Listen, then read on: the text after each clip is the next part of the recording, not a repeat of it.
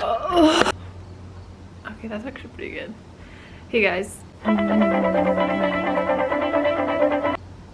Okay, so after a hiatus of 6 months, I decided to finally come back and do my duty as a YouTuber. So today I'm going to be talking about my nose job that I had in July of 2019. I actually wish I had more footage because it's like a once in a lifetime.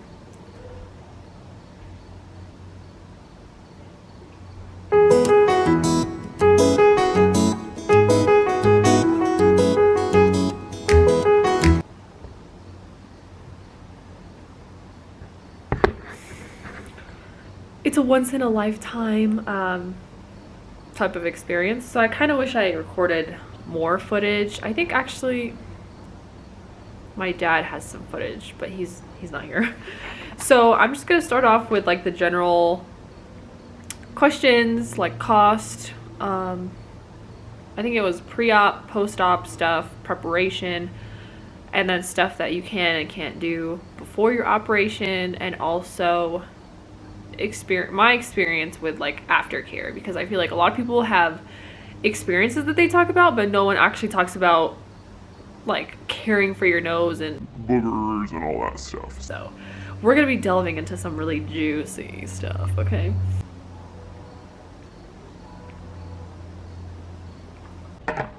Oh. So first things first, I'm gonna talk about cost, and then I'm gonna talk about prep, and then I'm gonna talk about aftercare experience.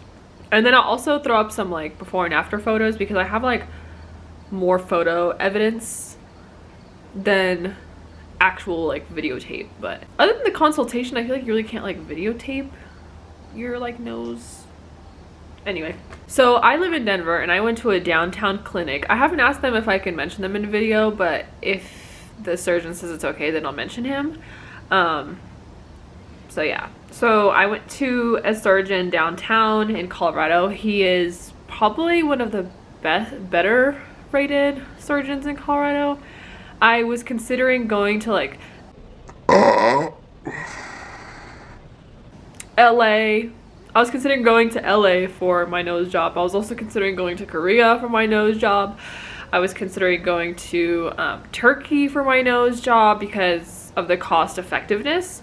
And I did have a lot of online consultations with clinics in Korea that were quoting me anywhere between, I think the lowest was like 1,200 and the highest was, Jigo, what was the highest? Jigo, what was the highest consultation? Exactly. The highest consultation was about $6,000, so still cheaper than what I ended up paying, but in the end it kind of just worked out that way because it was like a variety of reasons.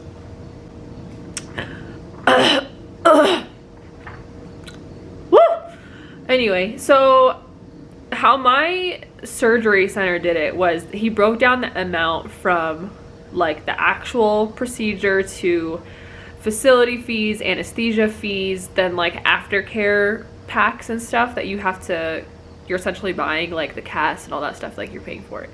So overall I paid $8,819.12. So it was almost $900.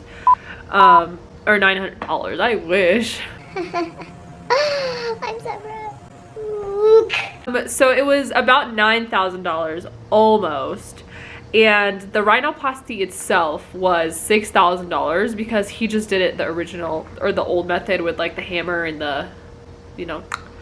But there's also another option for like, I think it's like a laser or something, or ultrasonic something. That one is a little bit more expensive because it's supposed to give you like a more precise like shape or something like that.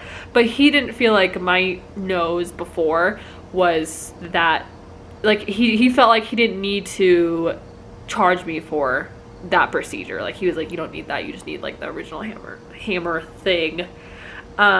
So it was $9,000. And then the facility, because I don't know if all surgery people do this, but basically like my surgeon did not actually have the proper facility to do the surgery for me. These squirrels, man. Anyway, so he did not have the proper facility for me to go and do the surgery at his office. They only do like local anesthesia type surgeries at the office. So he has to go to like another facility, which is like a surgery center, which is basically a hospital that has the proper equipment to give you like general anesthesia and all that stuff. So for that alone, I paid $1,841, and that was basically added on to the $6,000 for like the procedure, and then the price keeps going on up from there basically.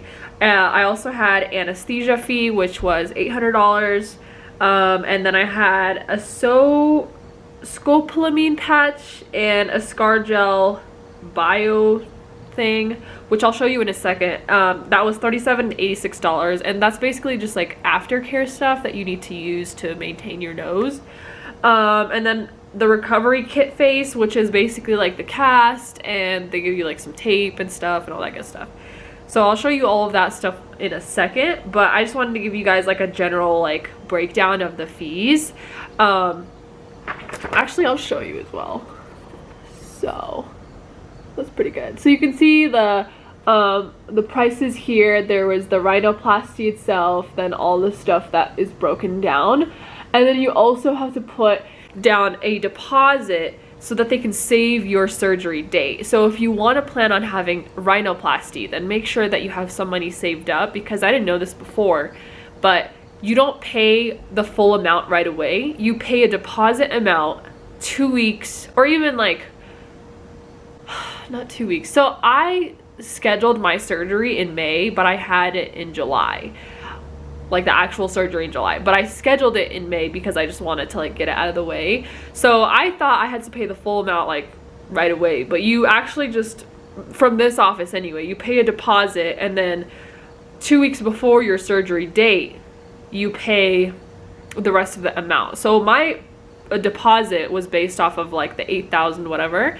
and it was $1,200 basically. So I paid the $1,200 deposit in May, and then when it was like 2 weeks away from July 12th, I paid the remainder of my surgery with like, because I had time to save up and stuff.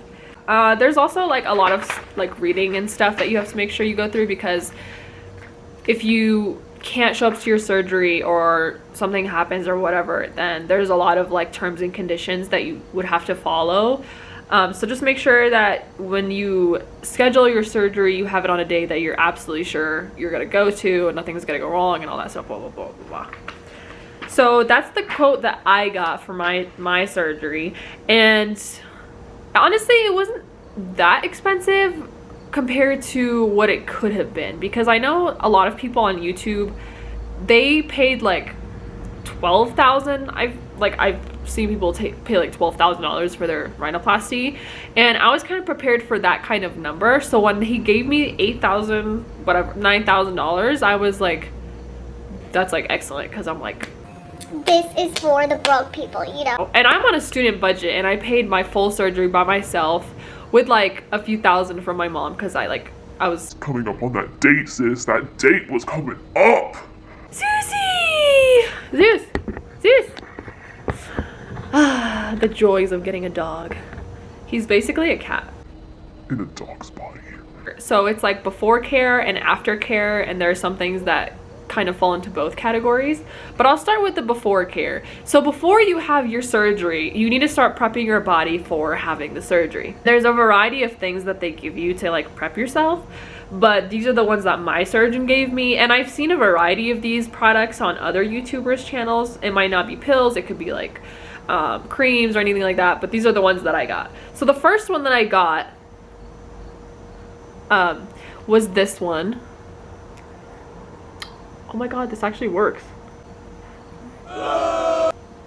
So is Arnica. And this is supposed to help with bruising, swelling. It's supposed to like prep you for that trauma that you're about to get to your face from the surgery. And in this one, I had 120 tablets specifically. I do know that sometimes they can give you like a cream instead. So I don't know how that works, but I got the pill. And basically these ones, you put them under your tongue and they like dissolve and stuff like that. So it's pretty simple. And you're supposed to start this, I think it was 2 to 3 days before the surgery.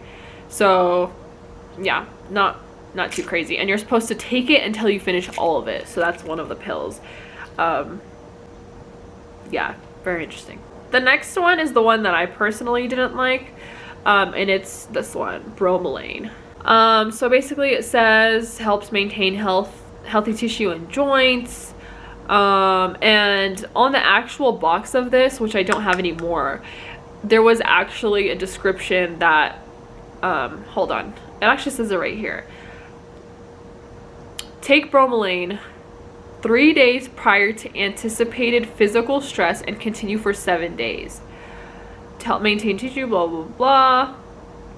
Yeah, so basically you take 2 capsules 3 times a day, and then he also made me finish or take these until I finish them. So bromelain was another one, and I think this is similar to the arnica pills, where it kind of just like helps your body get ready for like that physical like trauma that you're about to go through.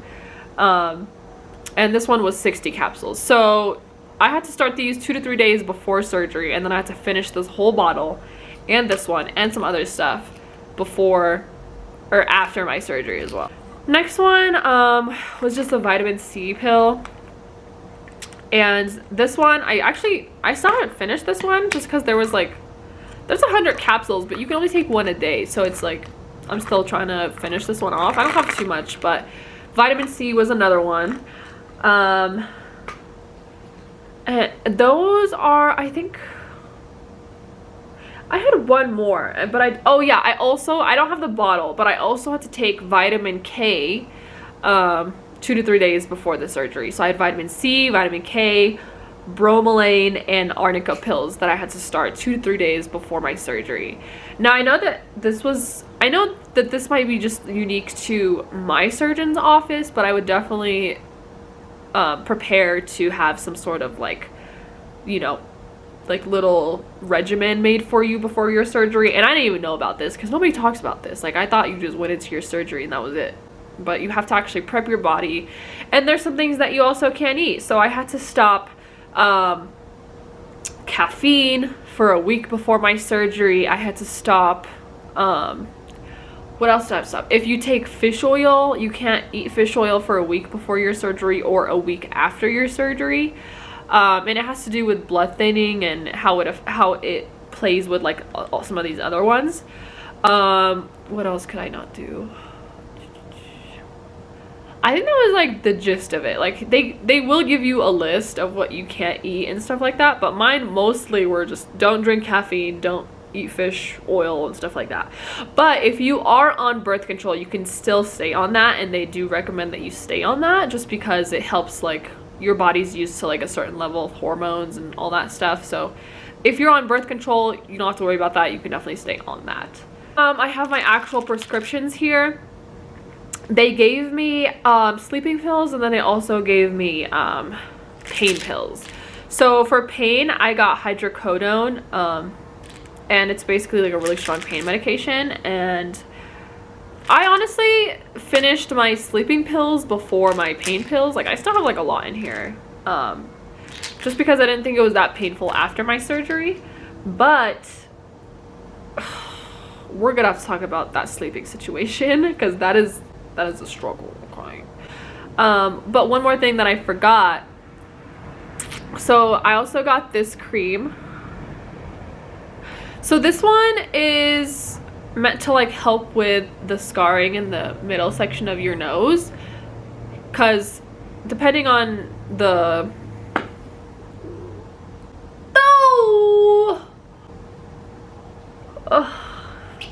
jiggle.